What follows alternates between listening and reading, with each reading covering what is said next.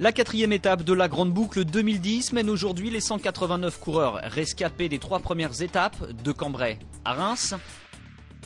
Un profil assez plat de 153 km 500, jalonné de 3 sprints intermédiaires et d'une côte de 4e catégorie.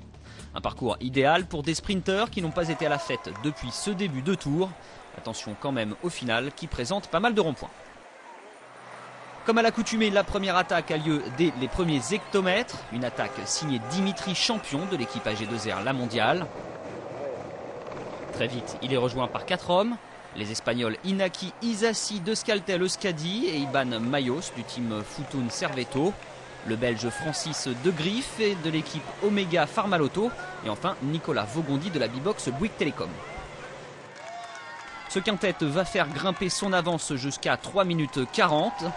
Logiquement, ils vont donc se partager les points du premier sprint de la journée. Et c'est Iban Mayos qui passe devant Dimitri Champion et Francis De Grief. Le peloton emmené par les Radio Shack et les Estana va alors reprendre la main. Et l'avance des échappés va doucement se réduire. Iban Mayos va une nouvelle fois passer en tête au sommet de la côte de Vadencourt. Dimitri Champion, lui, ne joue pas dans cette catégorie-là. 10 km plus loin, c'est Francis De Grief qui remporte les points du deuxième sprint de la journée. Les conditions de course sont agréables. La moyenne de la première heure est assez bonne, légèrement au-dessus des 41 km/h. Mais le peloton ne musarde pas. Sous l'impulsion des équipes de sprinteurs, le peloton contrôle les échappées à distance. Marc Cavendish ou encore Alessandro Petacchi se verraient bien en vainqueur à Reims.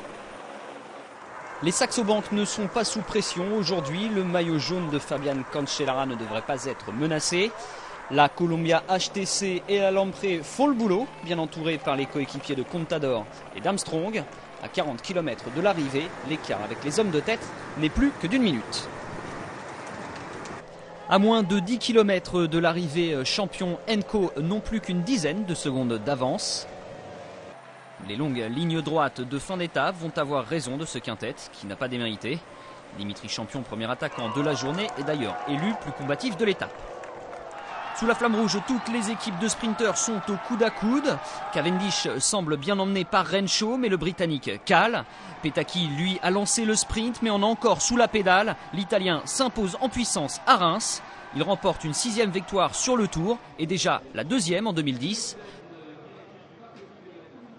Joli tir groupé des AG2R La Mondiale, puisque Lloyd Mondori, Christophe Riblon, Martin Elmiger et Nicolas Roche terminent entre la 25e et la 35e place de l'étape.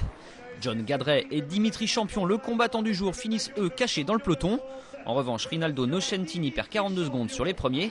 Maxime Bouet accuse lui un retard de 1,34. Les chutes des jours précédents se sont apparemment fait sentir aujourd'hui.